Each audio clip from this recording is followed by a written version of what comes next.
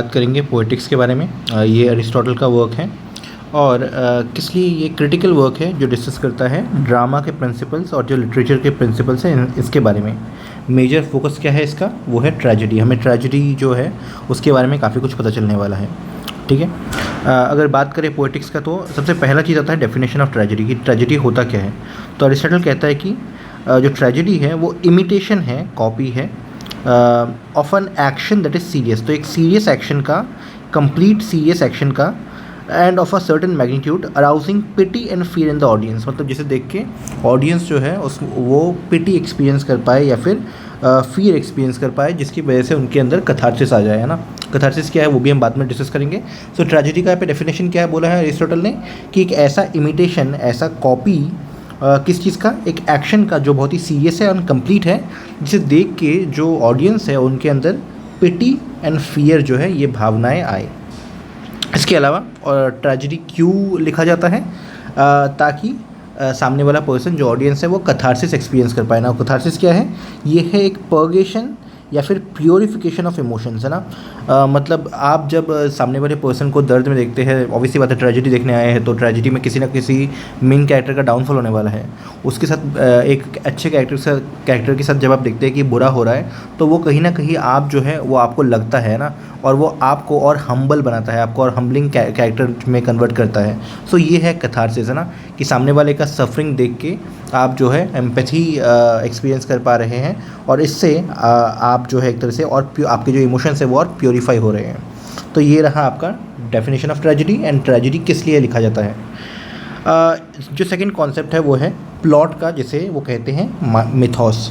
Myth word से ये आता है और वो कहते हैं ये सबसे ज़्यादा ट्रेजेडी में जो सबसे इम्पॉर्टेंट पार्ट है वो है तुम्हारा प्लॉट या फिर मिथोस।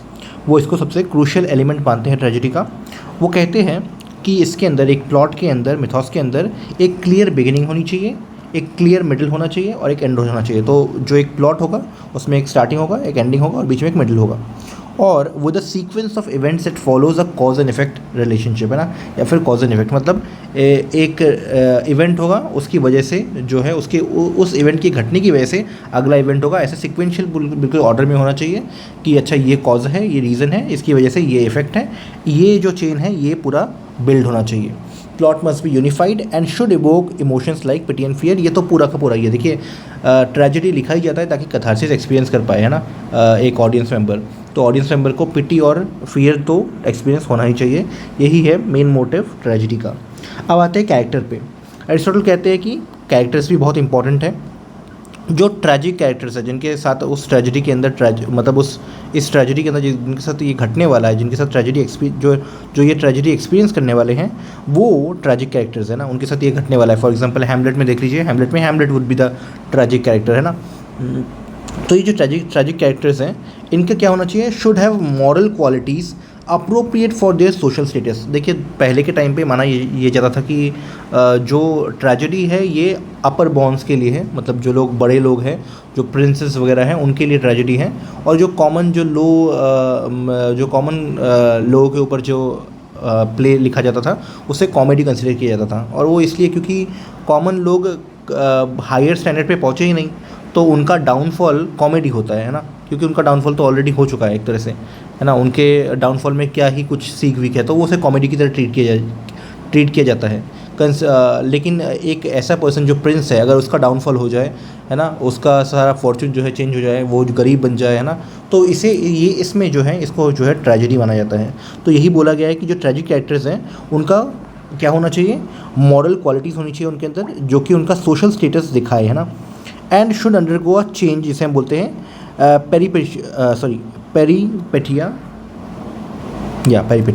सो पेरीपेटिया ये क्या होता है, ये होता है रिवर्सल ऑफ फॉर्चून, है ना, कि आप बहुत अमीर थे और झटके से जो है आप गरीब बन गए, है ना। कुछ टाइम पहले जो है यहाँ पे हैमलेट, प्रिंस हैमलेट था, एंड लाइक कुछ ही देर बाद उसके पापा मर गए, उसकी now he is not really, है ना। बोलने के लिए हम बोलते हैं प्रिंस हैमलेट, बट सबको पता है कि Claudius has taken over. Next जो हेयर होगा वो काइंड क्लॉडियस का बेटा होगा, एंड आपको पता ही है कि क्या हाल है ना हैमलेट का उसके बाद।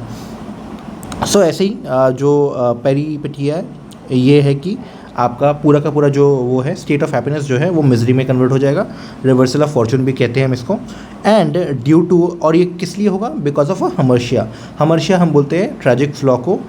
ये आपके अंदर या फिर जो मेन कैरेक्टर है उसके अंदर ये एक फ्लॉ दर्शाता है कि जो ये हमर्शिया है वो एक फ्लॉ है जिसकी वजह से इसका डाउनफॉल हुआ है। फॉर एग्जांपल हैमलेट के केस में वो उसका जो इनडिसाइसिवनेस है ना, कि वो डिसीजन नहीं ले पाता, ये उसके पतन का कारण बनता है। चलिए, ये हो गया आपका कैरेक्टर। नेक्स्ट आपका थॉट, जिसे हम बोलते हैं डायनोया। ये है कि जितने भी इंटेलेक्चुअल कंटेंट है उस पूरे के पूरे प्लॉट के अंदर, प्ले के अंदर, वो सब, जैसे कि एक्सप्रेशन ऑफ आइडियाज़, जैसे कि रीजनिंग, आर्ग्यूमेंट्स, जो भी कैरेक्टर्स प्रेजेंट करते हैं वो सब आता है आपके डायनोया में, जिसे हम कहते हैं थॉट। नेक्स्ट जो हमारा कॉन्सेप्ट है वो है डिक्शन, लेक्सिस। अब यहाँ से देखिए जो सबसे अनइम्पॉर्टेंट वाले हैं वो आ रहे हैं। एरिस्टोटल डिस्कस करता है कि जो लैंग्वेज है एंड स्टाइल है वो है आपका डिक्शन एंड लेक्सिस, ठीक है ना। वो ये कहता है कि जैसे जो लैंग्वेज है वो क्लियर होना चाहिए, और अगर किसी हाई सोसाइटी के पर्सन को आप दिखा रहे हो तो वो जो है वेग लैंग्वेज नहीं बोलेगा, है ना, वो ख़राब चीज़ें नहीं बोलेगा। सो अप्रोप्रिएट होना चाहिए कैरेक्टर का और सिचुएशन को लेकर, है ना। And have the power to evoke emotions, because वही तो ट्रेजेडी का मेन वो है ना, मोटिव है। नेक्स्ट आपका सॉन्ग एंड म्यूज़िक, जिसे हम बोलते हैं मेलोस। ये है कि देयर वाज ऑफन जैसे कि कोरस जो है, यूजुअली ट्रेजेडीज़ में हमें कोरस देखने को मिलता है जो गाता है शुरू में। सो वो कोरस के बारे में यहाँ पे बोला गया है कि वही यूजुअली रिस्पॉन्सिबल होता है मेलोस के लिए। There was often a chorus that sang and danced during the performance. Aristotle discusses the role of music and its contribution to the overall aesthetic experience. अब आते हैं सबसे ख़राब वाली चीज़ पे, वो है ऑप्सिस, जो कि स्पेक्टेकल, है ना, कि कॉस्ट्यूम्स या फिर कैसा बैकग्राउंड दिखना चाहिए, ये सब। एरिस्टोटल का ये मानना था कि इसके ऊपर हैवीली जो है रिलाई ना किया जाए, और मतलब कोई ज़रूरी नहीं है ना, आपके पास अच्छा स्पेक्टिकल हो तो भी कोई प्रॉब्लम नहीं है, नहीं हो तो भी कोई प्रॉब्लम नहीं है ना। अच्छा ट्रेजेडी के लिए ये उतना एसेंशियल नहीं है। अब आते हैं आखिरी कुछ कॉन्सेप्ट्स पे, उनमें से क्या कैथारसिस, ये हम पढ़ चुके हैं ऑलरेडी। कैथारसिस है पर्जिंग और क्लेंसिंग ऑफ इमोशंस, जहाँ पे आपके इमोशंस जो है क्लेंस हो जाए। ये मेन मोटिव होता है ट्रेजेडी का। ऑडियंस मेंबर जब ट्रेजेडी एक्सपीरियंस करते हैं, विटनेस करते हैं, तो उनके अंदर जो है कैथारसिस चल रहा, मतलब कैथारसिस होता है ना, कि purification of emotions. This cathartic release leads to a sense of emotional relief and psychological transformation, है ना, बिकॉज उन्होंने ग्रीफ देखा है, उन्होंने सफरिंग देखा है, वो एक चेंज के थ्रू जो है वो अंडरगो जाते हैं। चलिए, इसके बाद है unity of action. Unity of time web भी होता है, बट अभी के लिए हम यूनिटी ऑफ एक्शन पढ़ने वाले हैं। यूनिटी ऑफ एक्शन शो करता है कि एक सिंगल मेन आपका प्लॉट होना चाहिए, सेंट्रल एक्शन होना चाहिए। ऐसे सब प्लॉट्स नहीं होंगे, सब प्लॉट्स जो है वो आपको डिस्ट्रैक्ट करते हैं। आपका स्टोरी का मेन एक प्लॉट होना चाहिए और उसी पे पूरा स्टोरी जो है वो चलना चाहिए। ये है आपका यूनिटी ऑफ एक्शन। इसके अलावा नेक्स्ट है इमिटेशन या फिर मिमिसिस। तो अरिस्टोटल का ये मानना है कि एक अच्छा ट्रेजेडी जो है, या ट्रेजेडी यही करता है, वो क्या करता है, वो इमिटेट करता है। मिमिसिस मतलब इमिटेशन ही होता है। Aristotle discusses the idea of imitation, mimesis, as the fundamental aspect of art, है ना, कि आर्ट का वो है, फंडामेंटल एस्पेक्ट है, वो है कि वो कॉपी करता है। वो कोई चीज़ देखता है, उसको कॉपी करता है, उसको इमिटेट करने का ट्राई करता है। गॉड ने सब कुछ बनाया है, अरिस्टोटल के मुताबिक गॉड ने सब कुछ बनाया है, एंड हमारा जो आर्टिस्ट है उनका काम क्या है, इमिटेट करना उनके गॉड के वर्क को। He argues that tragedy is an imitation of human actions, की जो ट्रेजेडी है वो क्या है, वो इमिटेशन है ह्यूमन एक्शंस का। And the emotional impact is a result of recognising and emphasising with the actions of the characters, ठीक है। empathizing anyway। और आपका आखिरी है ट्रेजिक हीरो। ये है जिस पर्सन के साथ ये ट्रेजेडी घट रहा है। Aristotle's concept of a tragic hero refers to the main character of a tragedy who experiences downfall, जो कि हमारा वो है कि रिवर्सल ऑफ फॉर्चून।